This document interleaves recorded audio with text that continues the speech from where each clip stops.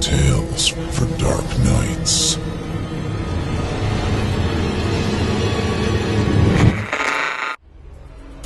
The following performance is a second-round entry in the 2016 Evil Idol competition, and you, the listener, get to help decide who wins. Like what you hear? Click the thumbs up. Don't care for it? Click the thumbs down. Good luck to all of our contestants.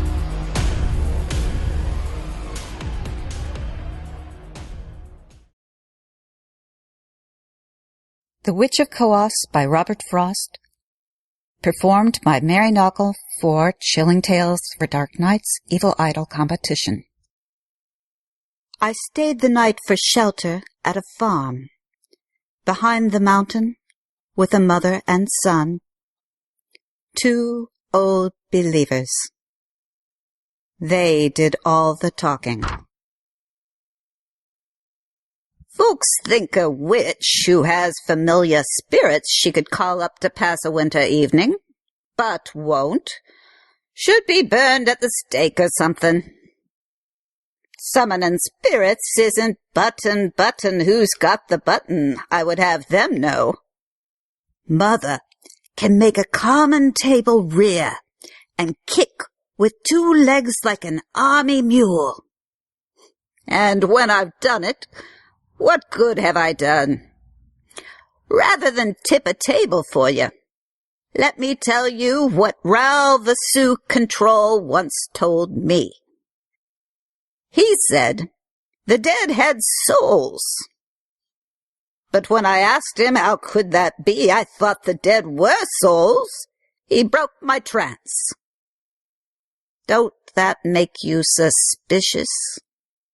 That there's something the dead are keeping back? Yes, there's something the dead are keeping back. You wouldn't want to tell him what we have up attic, Mother. Bones. A skeleton. But the headboard of Mother's bed is pushed against the attic door. The door is nailed. It's harmless. Mother hears it in the night, halting perplexed behind the barrier of door and headboard. Where it wants to get is back into the cellar where it came from. We'll never let them, will we, son? We'll never.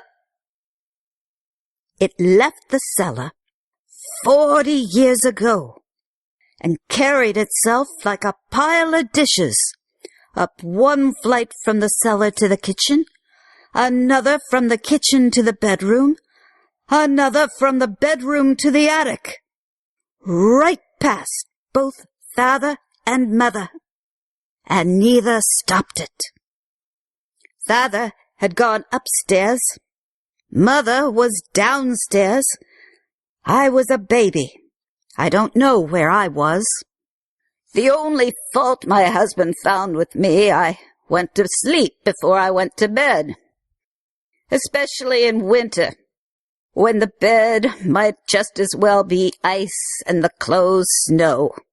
The night the bones came up the cellar stairs, Toffel had gone to bed alone and left me, but left an open door to cool the room off so as to sort of turn me out of it. I was just coming to myself enough to wonder where the cold was coming from when I heard Toffel upstairs in the bedroom and thought I heard him downstairs in the cellar. The board we had laid down to walk dry shod on when there was water in the cellar in the spring struck the hard cellar bottom. And then someone began the stairs. 2 footsteps for each step, the way a man with 1 leg and a crutch or a little child comes up. It wasn't Toffel. It wasn't anyone who could be there. The bulkhead double doors were double locked and swollen tight and buried under snow. The cellar windows were banked up with sawdust and swollen tight and buried under snow. It was The bones. I knew them, and good reason. My first impulse was to get to the knob and hold the door. But the bones didn't try the door. They halted helpless on the landing, waiting for things to happen in their favor. The faintest restless rustling ran all through them. I never could have done the thing I did if the wish hadn't been too strong in me to see how they were mounted for this walk. I had a vision of them put together not like a man, but like a chandelier. So suddenly I flung the door wide on him. A moment he stood balancing with emotion, and all but lost himself. A tongue of fire flashed out and licked along his upper teeth. Smoke rolled inside the sockets of his eyes. Then he came at me with one hand outstretched, the way he did in life once. But this time I struck the hand off brittle on the floor, and fell back from him on the floor myself. The finger pieces slid in all directions. Where did I see one of those pieces lately? Hand me my button box, it must be there. I sat up on the floor and shouted, "Toffle, it's coming up to you." It had its choice of the door to the cellar or the hall. It took the hall door for the novelty, and set off briskly for so slow a thing. Still going every which way in the joints, though, so that it looked like lightning or a scribble from the slap I had just now given its hand. I listened till it almost climbed the stairs from the hall to the only finished bedroom, before I got up to do anything, then ran and shouted, "Shut the bedroom door, Toffle, for my sake." "Company," he said. "Don't make me get up, I'm too warm in bed." So, lying forward weakly on the handrail, I pushed myself upstairs, and in the light, the kitchen had been dark. I had to own I could see nothing. "Toffle, I don't see it. It's with us in the room, though. It's the bones." "What bones?" "The cellar bones, out of the grave." That made him throw his bare legs out of bed and sit up by me and take hold of me. I wanted to put out the light and see if I could see it, or else mow the room with our arms at the level of our knees and bring the chalk pile down. I'll tell you what, it's looking for another door to try. The uncommonly deep snow has made him think of his old song, "The Wild Colonial Boy," he always used to sing along the tote road. He's after an open door to get outdoors. Let's trap him with an open door up attic. Toffle agreed to that, and sure enough, almost the moment he was given an opening, the steps began to climb the attic stairs. I heard them. Toffle didn't seem to hear them. "Quick!" I slammed to the door and held the knob. "Toffle, get nails!"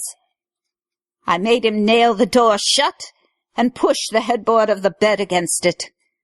Then we asked, was there anything up attic that we'd ever want again? The attic was less to us than the cellar. If the bones liked the attic, let them have it. Let them stay in the attic. When they sometimes come down the stairs at night and stand perplexed behind the door and headboard of the bed, brushing their chalky skull with chalky fingers, with sounds like the dry rattling of a shutter, that's what I sit up in the dark to say. To no one any more since Toffle died. Let them stay in the attic since they went there. I promised Toffle to be cruel to them for helping them be cruel once to him. We think they had a grave down in the cellar. We know they had a grave down in the cellar. We never could find out whose bones they were. Yes, we could too, son. Tell the truth for once. They were a man's. His father killed for me. I mean a man he killed instead of me, The least I could do was to help dig their grave.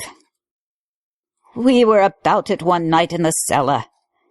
Son knows the story, but 'twas not for him to tell the truth, suppose the time had come. Son looked surprised to see me end a lie we've kept all these years between ourselves, so to have it ready for outsiders. But tonight, I don't care enough to lie. I don't remember why I ever cared. Toffel, if he were here, I don't believe could tell you why he ever cared himself. She hadn't found the finger bone she wanted among the buttons poured out in her lap. I verified the name next morning. Toffel. The rural letterbox said, Toffel, Lajway. Thanks for listening. If you haven't already, don't forget to cast your vote for this contestant via a thumbs up or thumbs down vote. By doing so, you'll help us determine who will become the next permanent member of our voice acting team. At the close of voting on August 15th, based on your votes, the top 25 contestants will advance to the third round, which begins September 1st, based entirely on your votes. Thank you for voting and for helping to spread the word. You're listening to Chilling Tales for Dark Nights. I'm Steve Taylor, host of Chilling Tales, the podcast, encouraging you to turn off the lights and turn on the dark. Chilling Tales for Dark Nights.